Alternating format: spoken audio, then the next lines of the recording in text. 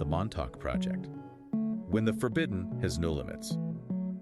Welcome to History American, a space for conversation and reflection where we explore scientific, social, environmental, political, economic, and statistical topics, as well as current events from El Salvador and the world. In every episode, we analyze and break down key events to help you better understand the reality around us. Find us for free on your favorite platform. You can support this podcast via PayPal or with cryptocurrency by leaving a contribution of Bitcoin, Ethereum, or Solana if you prefer. You can find the links and addresses in the description of this content.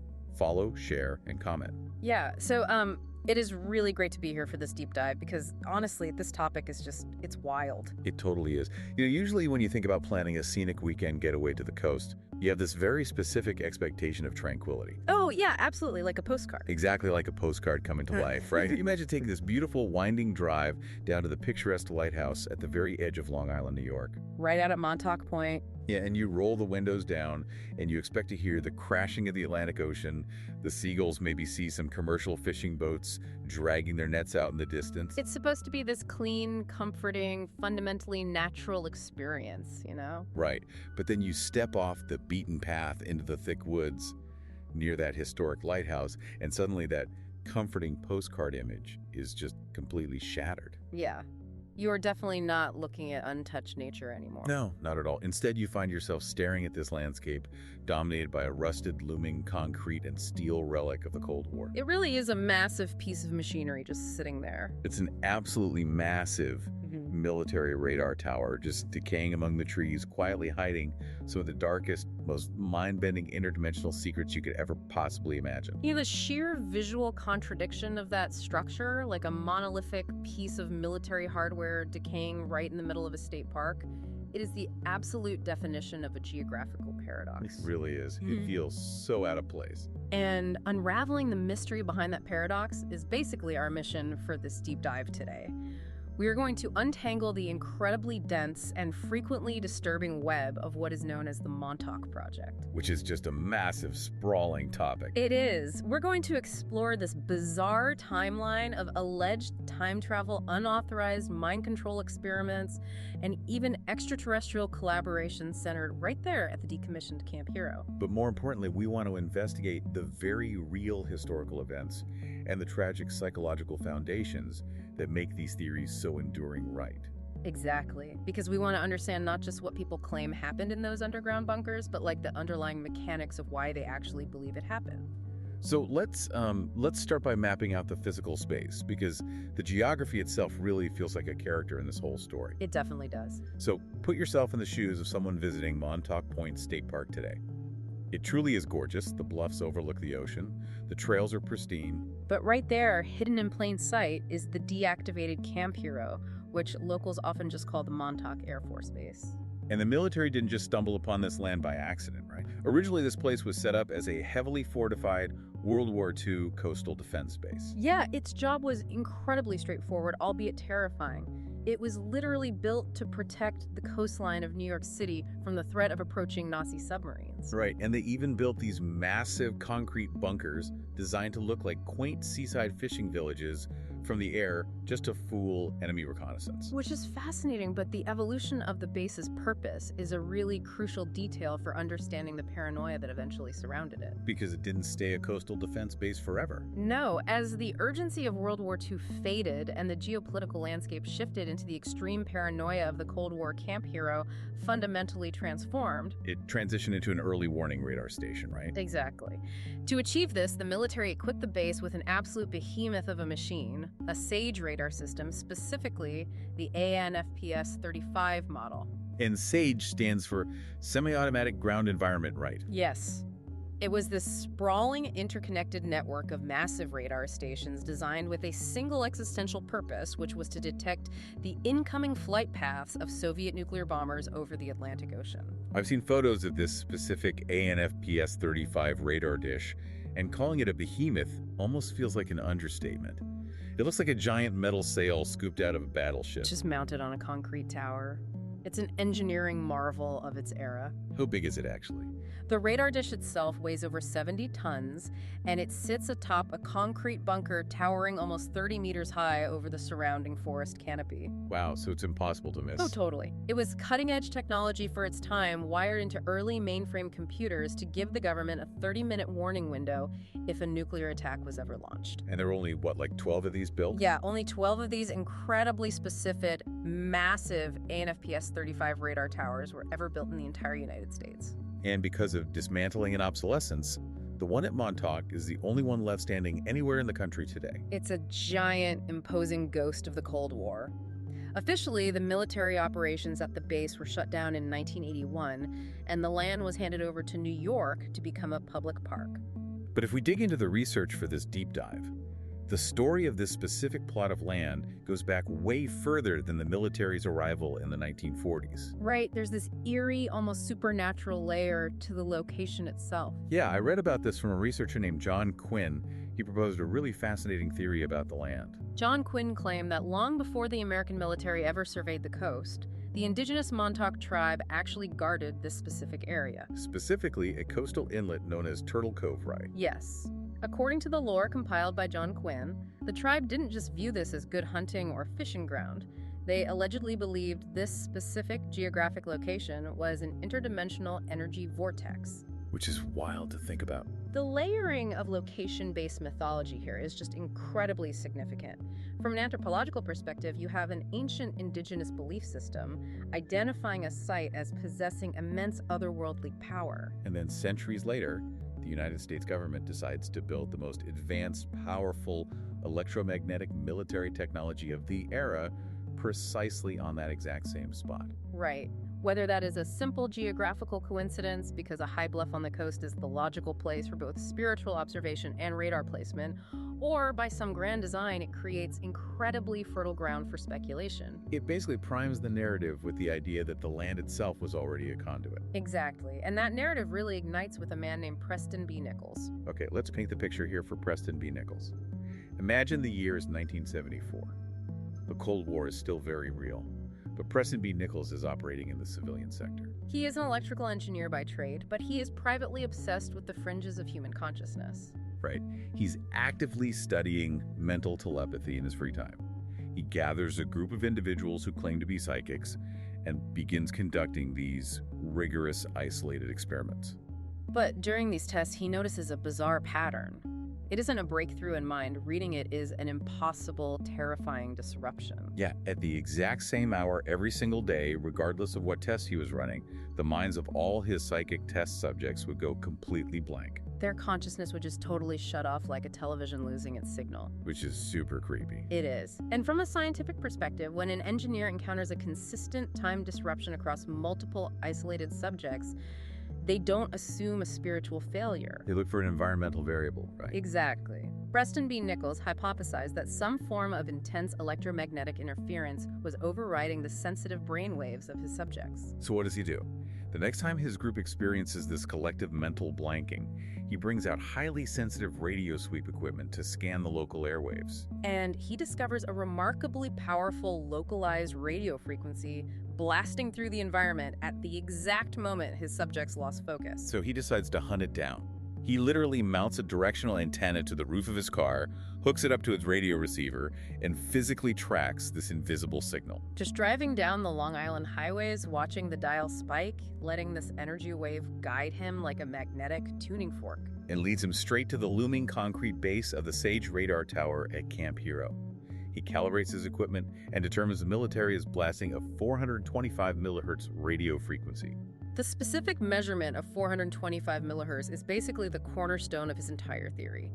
In radio frequency physics, a 425 millihertz signal generated by a 70-ton military radar dish is unimaginably powerful. Is notoriously strong, right? Oh yeah. When the ANFPS-35 radar was fully operational during the Cold War, the signal was so aggressive that it would completely scramble civilian television and radio sets miles away in the town of Montauk. But the conspiracy theorists look at that specific number, 425 millicurature, and point at something much more sinister regarding human biology. Right, because they aren't just worried about losing their TV reception. Exactly. They argue that the human brain operates on very specific electromagnetic frequencies like alpha and theta waves. The proponents claim that 425 millihertz falls just outside a highly classified biological window. A window between 410 and 420 millihertz, right? Yes, a range that is theoretically capable of pathologically disrupting the entire human nervous system. The implication being that the military wasn't just bouncing waves off clouds to find Soviet bombers, they were intentionally broadcasting a frequency to interfere with human consciousness. Over a wide geographical area, it's a massive escalation of intent. And if you are Preston B. Nichols, sitting in your car staring at this massive radar dish, you've just convinced yourself that the U.S. military is actively testing a weaponized brain shutoff frequency. For a normal person, that might be where the story ends. You write a letter to your congressman, or you just drive away out of fear. But Preston B. Nichols' story takes a really hard turn into science fiction a decade later. In 1984, the base is officially abandoned, and he decides to visit the decaying facility. And crucially, he brings along a psychic colleague named Duncan Cameron. Now, Duncan Cameron had supposedly never set foot on this military base in his entire life. Not once, but the moment they walk through the rusted gates, Duncan Cameron inexplicably knows the entire layout of the sprawling complex facility. He knows the exact locations of classified underground entrances. He knows where specific bulletin boards used to hang in the cafeteria. It's as if he lived there.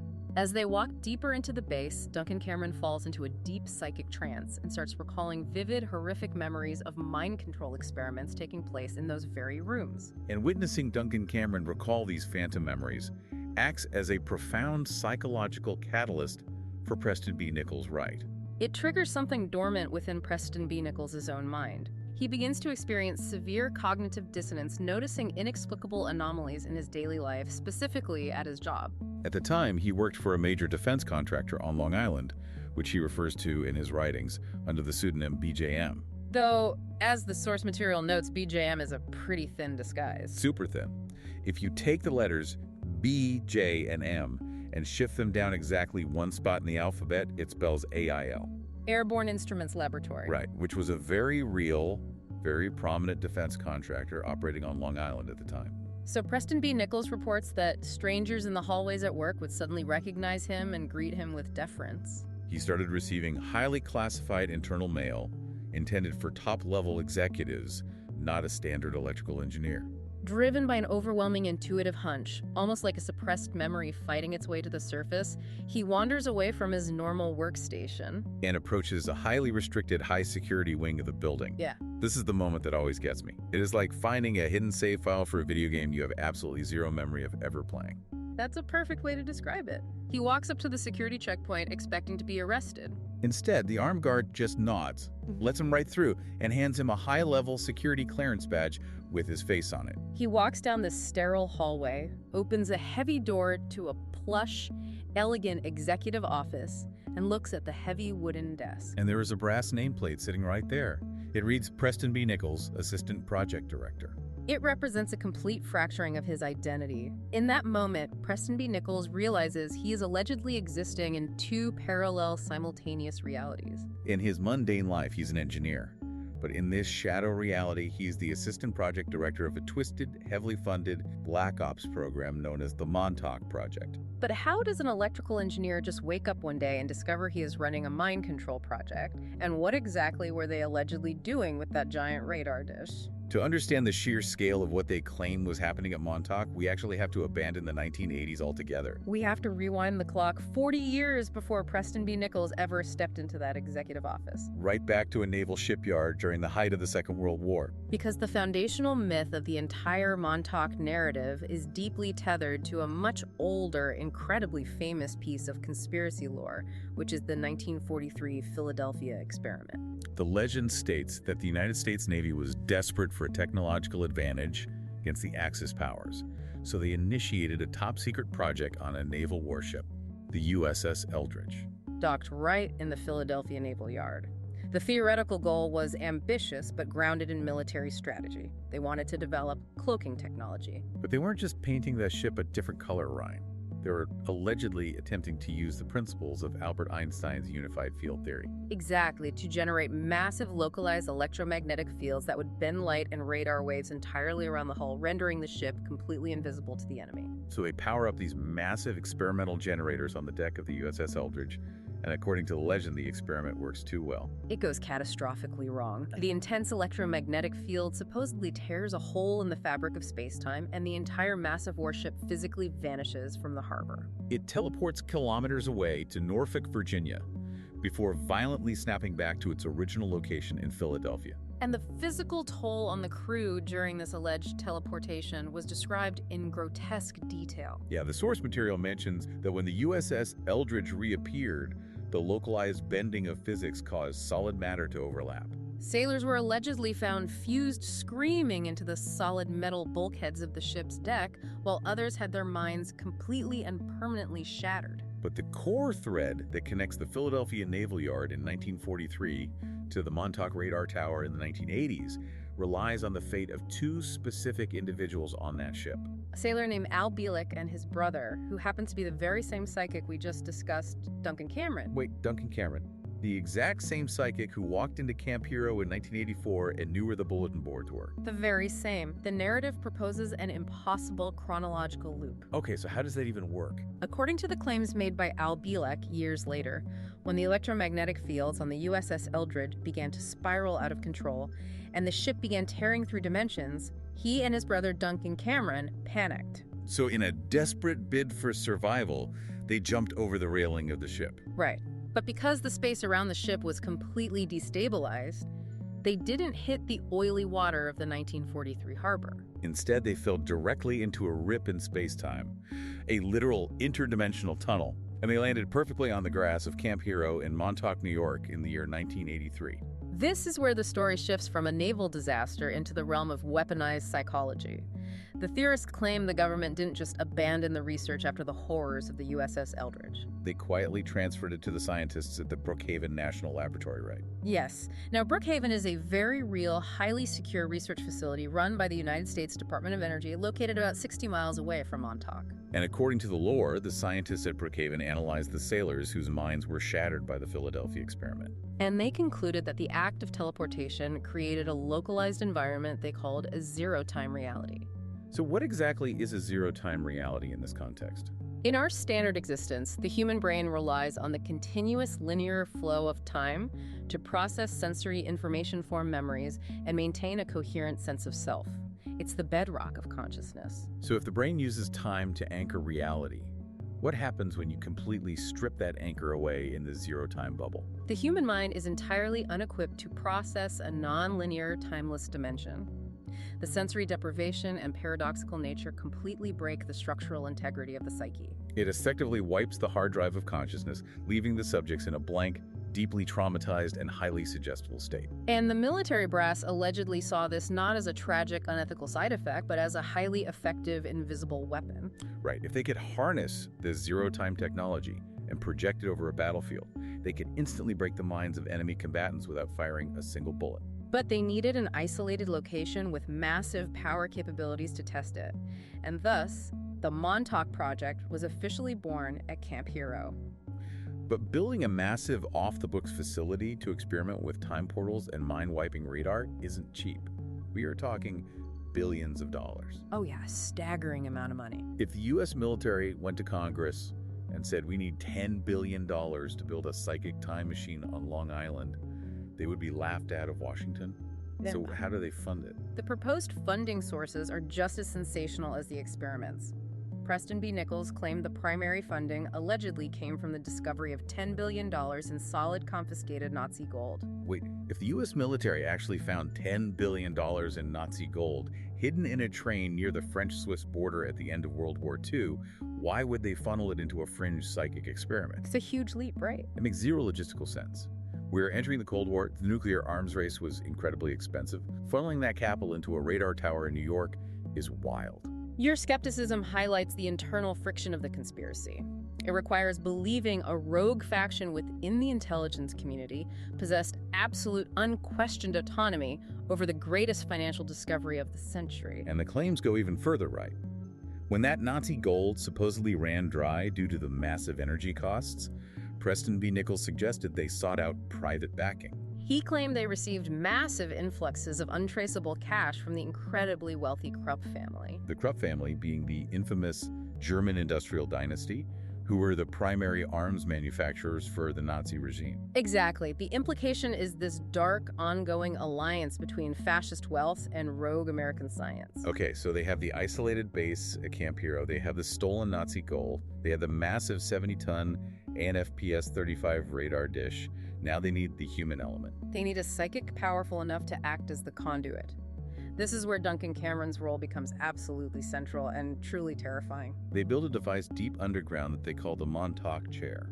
The mechanics of the Montauk chair are described as a terrifying fusion of biology and extreme electrical engineering. It was supposedly located inside a heavily shielded room deep within the bunker complex to block out external radio frequencies. And Duncan Cameron or other psychics would be seated in this specialized chair, which was lined with advanced electromagnetic coils. Then they would activate the SAGE radar tower. But instead of sending the signal out over the ocean, they reversed the flow. They allegedly blasted gigawatts of raw electrical energy, enough to power hundreds of thousands of residential homes down into the bunker and directly into the coils of the chair. Essentially turning the psychic into a human antenna. What exactly were they trying to achieve by pumping gigawatts of power into a man's nervous system? The stated goal early on was to meticulously map how different electromagnetic frequencies affected human emotion and cognition. By subtly altering the frequency and amplitude flowing through the chair, they found they could induce extreme, uncontrollable emotional states in the base personnel outside the room. They could make a room full of soldiers simultaneously break down, weeping, become violently agitated, or fall into an unwakeable deep sleep. But manipulating moods was just the start. They wanted to weaponize specific thoughts. Preston B. Nichols claims that the machinery attached to the Montauk chair became so advanced it could actually decode and read Duncan Cameron's brainwaves. Like if Duncan Cameron achieved a deep meditative state and pictured an apple, the computers would translate that signal and a digital image of an apple would appear on a monitor. Exactly. So they successfully created a machine that reads minds. But it graduates from reading reality to literally rewriting reality. The theories claim that as Duncan Cameron's abilities were amplified, he began to manifest physical objects out of thin air. They called them thought forms. The mechanics are wild. He would picture a baseball, and the gigawatts of energy would somehow compress the localized energy in the room into physical matter. An actual solid baseball, or sometimes a shimmering holographic representation, would just pop into existence on the floor. Bending the rules of space and time. And this mastery over space led them to their ultimate hubristic achievement, the intentional creation of a stable time portal. Which brings the entire narrative crashing into its alleged climax on August 12, 1983. According to Preston B. Nichols, this entire temporal project was secretly being overseen by Dr. John von Neumann. Historically, John von Neumann was one of the most brilliant mathematicians of the 20th century, a pioneer in quantum mechanics and computing. But according to the history books, John von Neumann died tragically of cancer in 1957. Right, but the Montauk conspiracy asserts a massive cover-up, claiming he faked his death to escape public scrutiny and continue directing this covert research. Because if you are a genius building a time machine, why let a little thing like terminal cancer stop you, right? Exactly. So according to the story, John von Neumann is sitting in the control room in 1983 and realizes they're facing a catastrophic reality-ending problem. The USS Eldridge, the ship from 1943, had a fatal flaw. The experimental generators on the deck were completely jammed, and the ship was stuck in dimensional limbo. The only way to save the structural integrity of reality was to force the ship back into its proper timeline by physically smashing those generators to pieces. But the panicked crew in 1943 had no idea how the machines worked.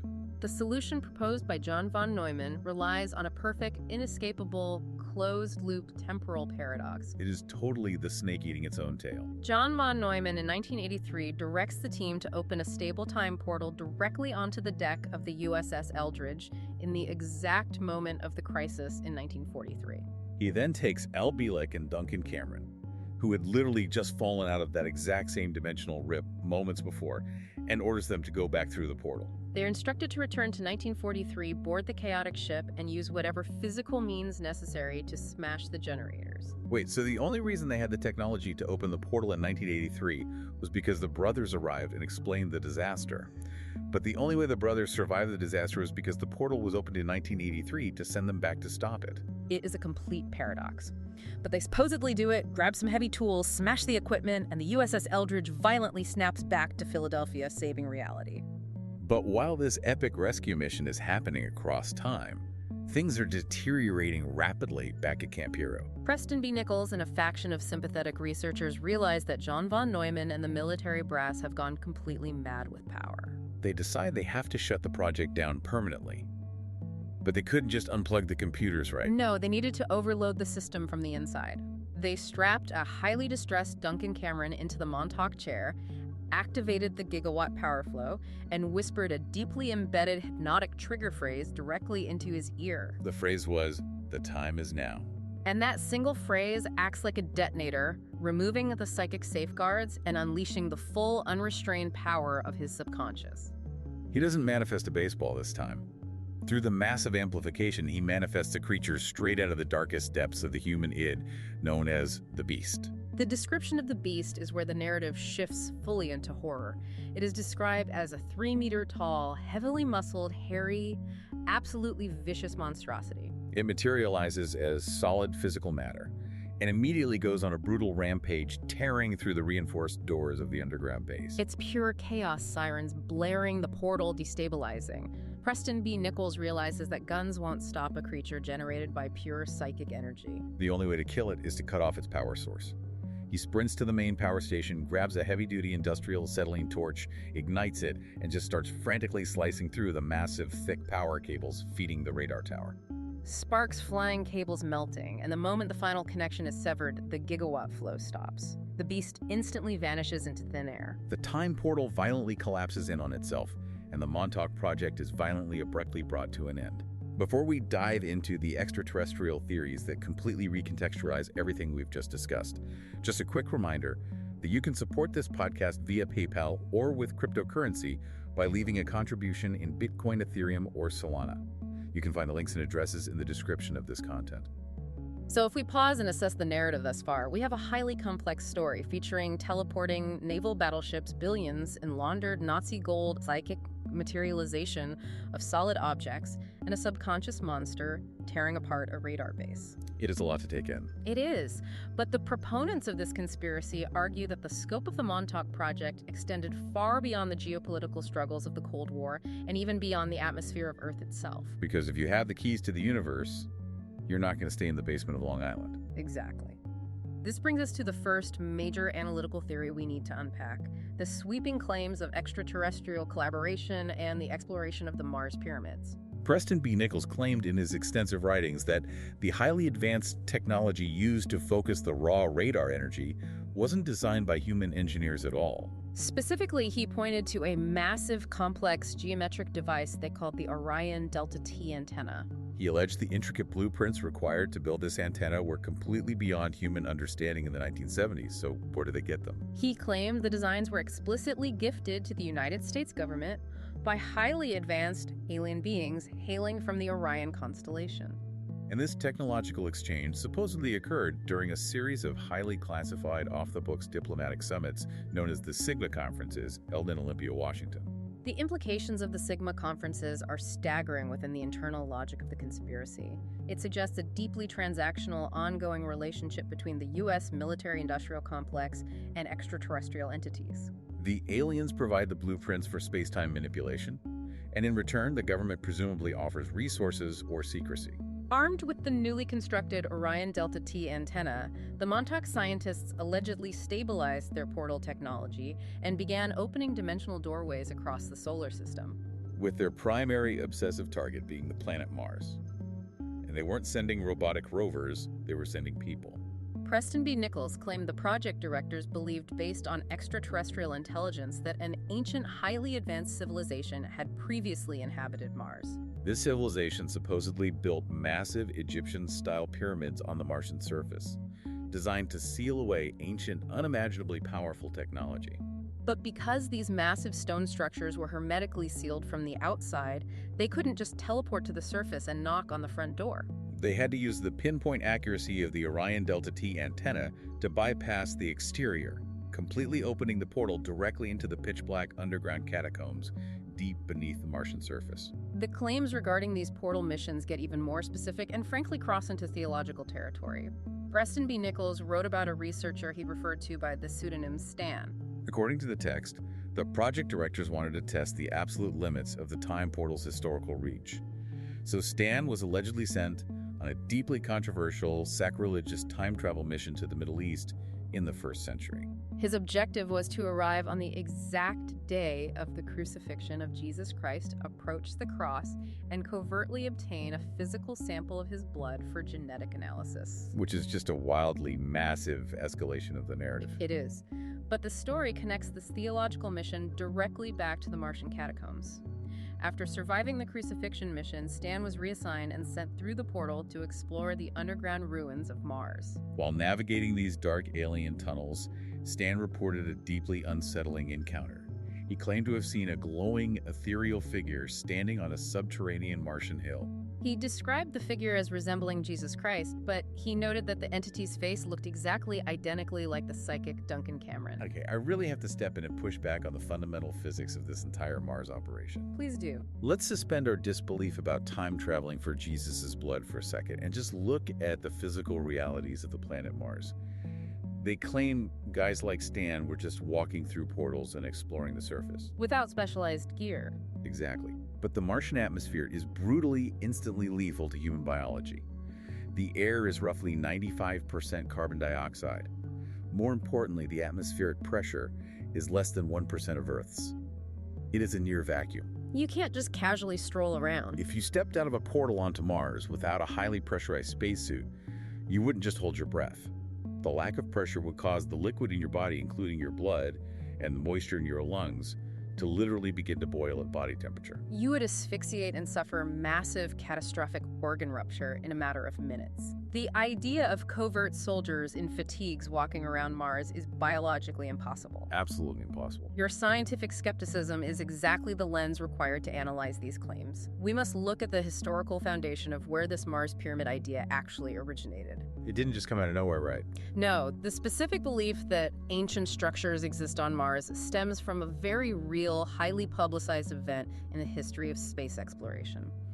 In 1976, NASA sent the Viking 1 orbiter to photograph the surface of Mars to identify potential landing sites. As the probe flew over a region called Cydonia, it captured an image of a massive rock formation.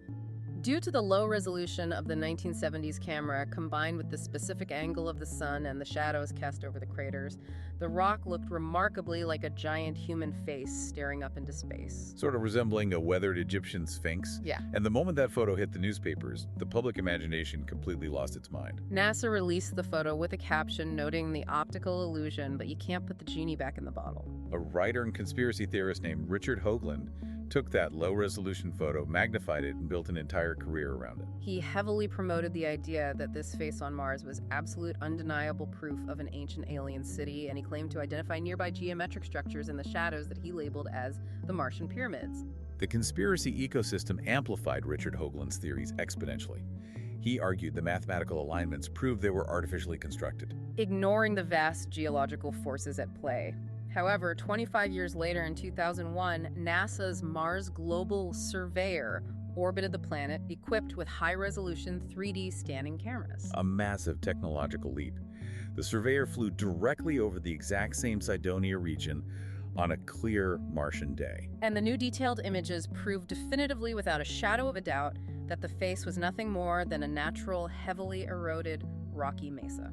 When viewed with clarity, the eyes, the nose, and the mouth completely vanished into random ridges and valleys.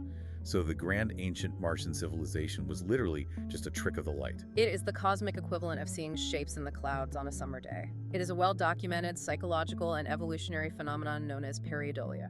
right where the human brain is a pattern recognition machine. For survival, our ancestors needed to instantly recognize human faces and predators in the brush. Our visual cortex is so aggressively wired to find faces that it will project them onto completely random visual data. Like seeing a face in a burnt piece of toast, or the man in the moon. The sweeping theories of Martian pyramids at Montauk were built on an optical illusion magnified by human imagination and pareidolia. But the extraterrestrial claims surrounding Montauk don't stop with optical illusions on Mars. No, they get much darker. Yeah. There's another alleged victim who came forward, a man named Stewart Swerdlow, who introduces the much more visceral, gruesome alien element into the story.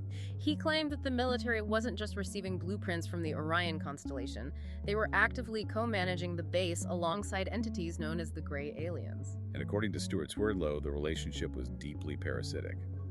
These Greys were allegedly feeding off the young test subjects used in the portal experiments. But not eating them for meat. He claimed they were biologically sustained by absorbing human hormones generated during states of extreme terror.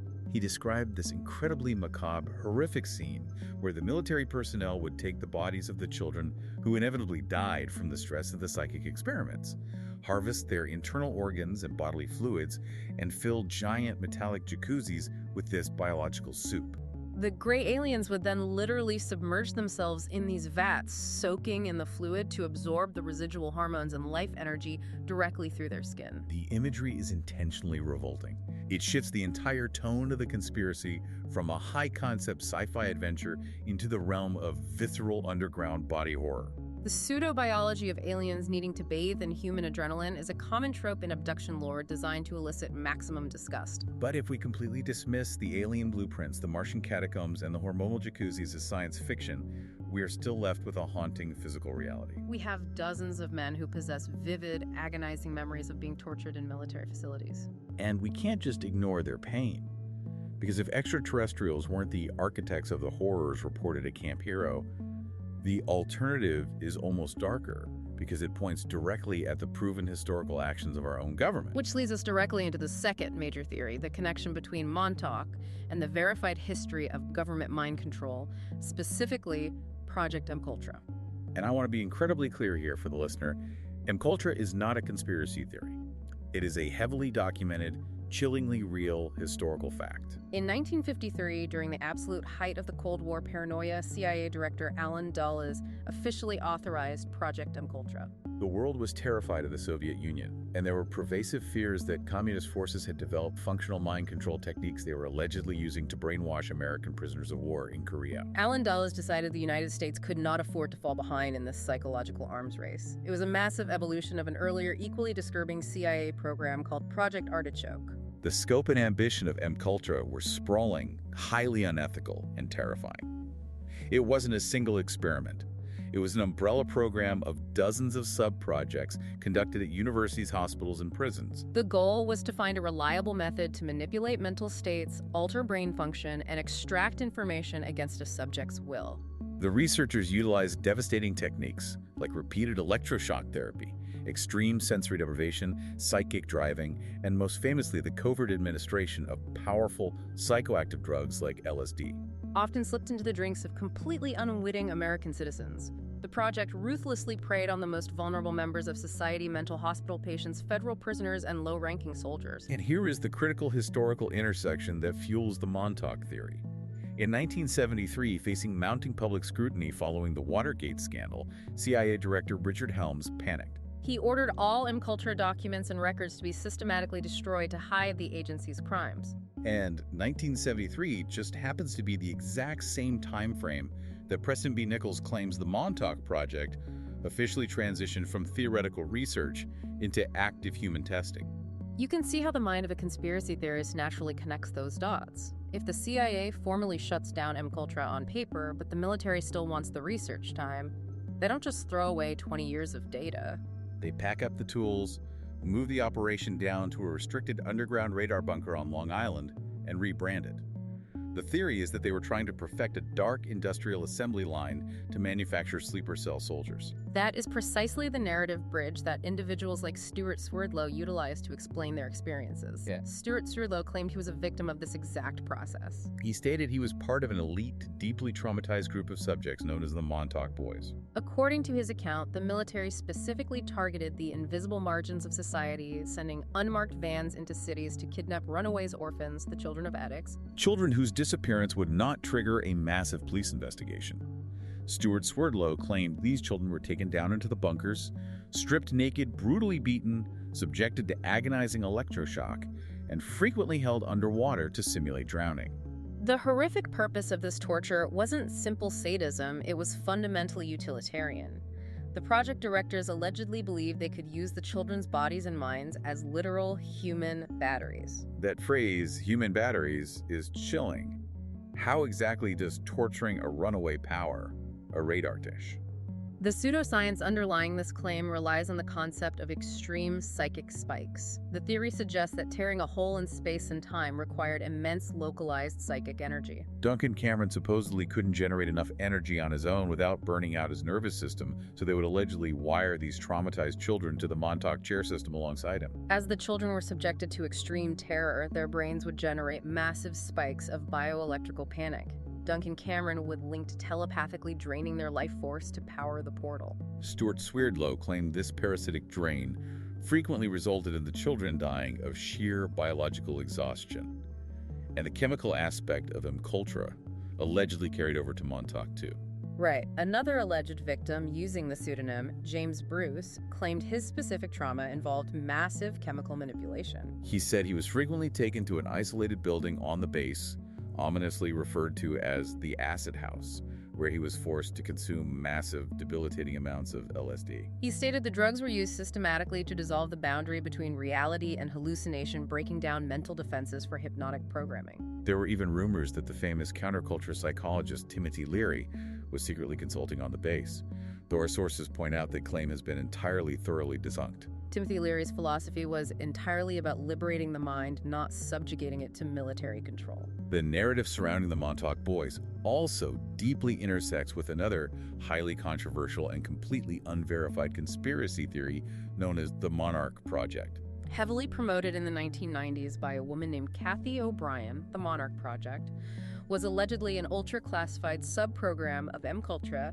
aimed at creating mind-controlled, compartmentalized slaves. The psychological theory was that if you inflict severe enough trauma on a child, their mind will physically splinter into distinct separate personalities to survive the pain. The name Monarch supposedly refers to the metamorphosis of a butterfly, symbolizing the transformation of a victim into a programmed slave. Which ties back to Stewart Swerdlow's account in a deeply bizarre and sad way.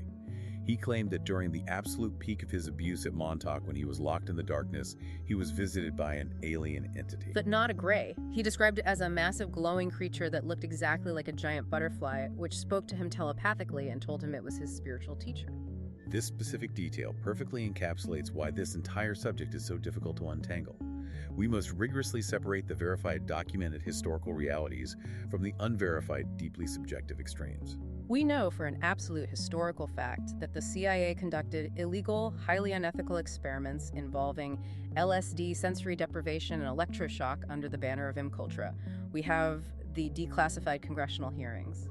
But we have absolute zero verified empirical evidence connecting those real historical atrocities to interdimensional time portals, the harvesting of hormones by aliens, or telepathic butterfly mentors. What we are observing here is a sociological phenomenon, how real, documented historical trauma provides the fertile paranoid soil necessary for sprawling, fantastical conspiracy theories to take root. The verified truth of Imcultra is so profoundly horrific that it makes the unbelievable wild claims of the Montauk Project seem almost plausible by proximity. Navigating between the proven atrocities and the wild science fiction requires stepping back and looking at what physical evidence actually exists on the ground today at Camp Hero. Let's start with the physical anomalies. A filmmaker named Christopher Garetano has been investigating the mystery for over a decade, and his obsession started with a personal experience visiting the park with his family in 1983. The exact year the project was supposedly reaching its climax. He vividly remembers seeing bizarre spiked heavy iron globes sitting on the public beach. Before he could investigate, a man in a crisp military uniform appeared and aggressively shooed his family away from the area. which is inherently suspicious for a base that was officially decommissioned and abandoned 2 years prior in 1981. Christopher Garetano was so bothered by this that decades later he brought a team of professional geophysicists back to the state park using advanced electrical resistivity imaging. By sending electrical currents through the soil, they generate a high-resolution 3D map of what lies beneath the surface. When they scanned the area near the radar tower, the computers revealed a massive, highly dense concrete-reinforced structure, roughly 9 meters in diameter, buried 6 meters beneath the surface. And when you cross-reference that with the official declassified military blueprints of Camp Hero, those maps show absolutely nothing underground in that specific quadrant. And it isn't just grain scans. A local teenager named Brian Mennick used to frequently sneak into the abandoned base with his friends between 1993 and 1995, capturing raw, unedited VHS footage. His grainy videos show dark flooded basements stretching for miles, heavy, reinforced vault doors, locked with massive padlocks, and, most incredibly, the interior of a small, isolated building covered in psychedelic shapes and patterns. Exactly, matching the description of the infamous acid house where James Bruce claimed he was forcibly given LSD. Brian Minnick's footage also captures finding highly anomalous documents like grocery receipts from the late 1980s, totaling roughly $80,000 a month. For a facility that officially closed in 1981. Furthermore, his videos capture his group being aggressively chased off the property by a fleet of unmarked black government vans. Combine this with the extensive archival research of a local historian named Paul Fagan, who concluded the government secretly buried an unacknowledged nuclear reactor deep beneath the site in the 1950s to power the SAGE radar. It constructs a highly compelling circumstantial case that something highly classified and off the books was occurring at Camp Hero long after the military claimed to have left. So we have undeniable physical weirdness on the ground.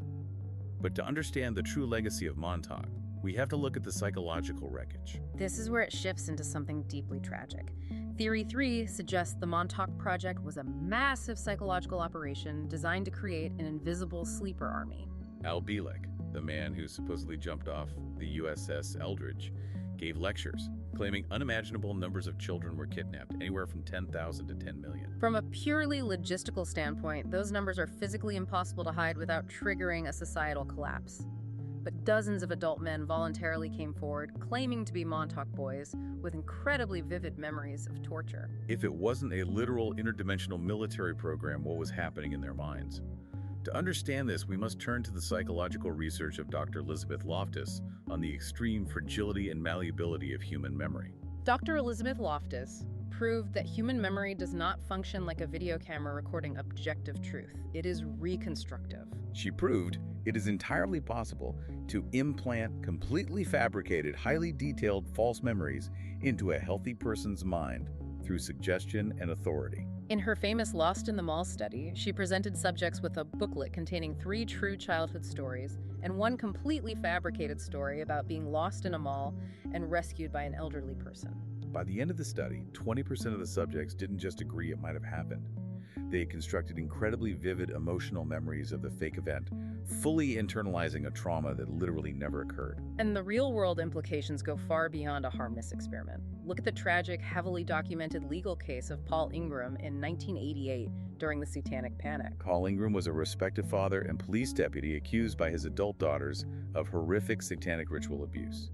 He initially vehemently denied the charges with no memory of the events. But over 5 months of intense, relentless, highly suggestive interrogations by his own police colleagues, combined with hypnotic trance states his psyche fractured. He didn't just confess to get a plea deal, he actually started to believe it. He developed vivid, agonizing memories of participating in bloody rituals. Memories the FBI later concluded simply never occurred. His brain had fabricated the trauma to resolve the immense psychological pressure, and he went to prison for over a decade for crimes he hallucinated committing. It shows how incredibly delicate the mind is. There's even a biological study on fruit flies showing that trauma is a physical pathway in the brain that can be altered or forgotten over time in isolation. Which brings us to the darkest, most disturbing revelation regarding Montauk. It centers directly on the behavior of Preston B. Nichols himself. An investigative journalist named Tris Ketchum documented the experience of a deeply troubled young man given the pseudonym No Smith. No Smith suspected he might be an unrecognized victim of the Montauk Project and went to live in the Long Island home of Preston B. Nichols to undergo a process Nichols called deprogramming. And based on this reporting, Preston B. Nichols was essentially opening the vulnerable files of these young men's minds and typing his own twisted sci-fi story directly into their trauma. Exactly. According to Chris Ketchum's report, Preston B. Nichols based his sessions on a heavy distortion of the controversial theories of a psychoanalyst named Wilhelm Reich. Wilhelm Reich believed the universe was permeated by cosmic life force called orgone energy, which was biologically linked to human sexual climax and traumatic memories stored as tension in muscles. Preston B. Nichols allegedly weaponized this fringe theory, taking highly vulnerable, distressed young men into a private room, having them stripped completely naked, and performing bizarre, highly sexually charged deep tissue massages. He claimed he was searching for hidden frequencies and implants while relentlessly feeding them wild narratives about gray aliens and time portals, telling them whatever confusing thoughts popped into their heads were real suppressed memories of Camp Hero. This methodology raises a heartbreaking sociological question. Many of the men who came forward as Montauk boys, like Stewart Swerdlow, were very likely victims of severe, real-world, mundane trauma and abuse in their youth. And Preston B. Nichols, acting as an authority figure, offered them a grand, encompassing cosmic excuse for their pain. By blaming their trauma on gray aliens or time-traveling mathematicians, the unbearable, ugly reality of their abuse was transformed.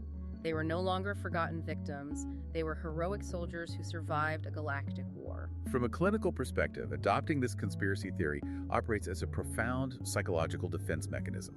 The memories are psychologically true to the victim because they explain the genuine pain they feel, even if the events are historically false. It demands that we look at the Montauk Project not as a literal physical conspiracy, but as a tragic, towering monument to human suffering, and the desperate lengths the mind will go to find meaning in overwhelming trauma. So bringing this massive journey all together, we started staring at a rusting SAGE radar tower, followed a mysterious 425 middle-hertz signal, explored teleporting battleships, psychic monsters, and Martian catacombs, waded through Carl, and ended up in the darkest corners of human memory manipulation.